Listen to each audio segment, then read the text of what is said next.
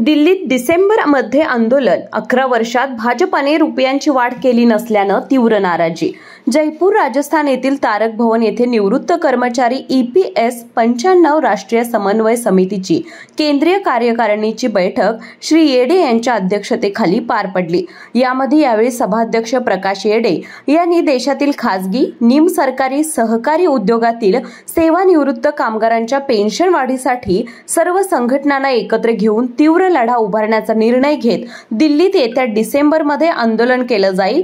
तसेच केंद्रात सत्ता आल्यावर 3 महिन्यात पेन्शन वाढ करण्याचं आश्वासन दिलेल्या भाजपा सरकारने 11 वर्षात 1 रुपयांची देखील पेन्शनमध्ये वाढ केली नाही। यावर सदस्यांनी तीव्र नाराजी व्यक्त करत या सरकारला जाग आणण्यासाठी पेन्शन वाढीसाठी काम करणाऱ्या सर्व संघटनांना एकत्र करून लढा उभारावा।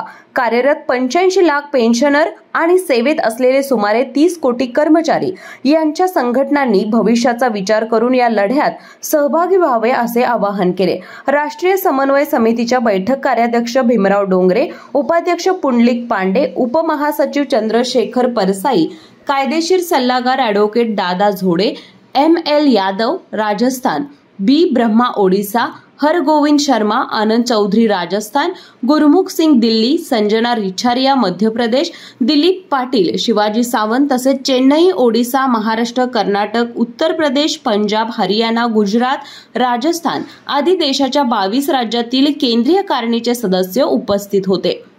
Doctor DY Patil polytechnic Kasba Bawada Kolhapur शासनाच्या सर्व प्रकारच्या स्कॉलरशिप्स उपलब्ध। या माध्यमातून विद्यार्थ्यांना 50 ते 100% फी सवलत, अद्ययावत लॅबोरेटरीज, इंटरॅक्टिव्ह पॅनल युक्त क्लासरूम्स, विद्यार्थ्यांसाठी बसची सुविधा, नामवंत कंपन्यांमध्ये नोकरीची संधी। Doctor DY Patil polytechnic Kasba Bawada Kolhapur. अशाच नवनवीन अपडेट पाहण्यासाठी आमच्या कोल्हापुरी कारभार म्हणजेच KK न्यूज चॅनेलला सबस्क्राइब करा।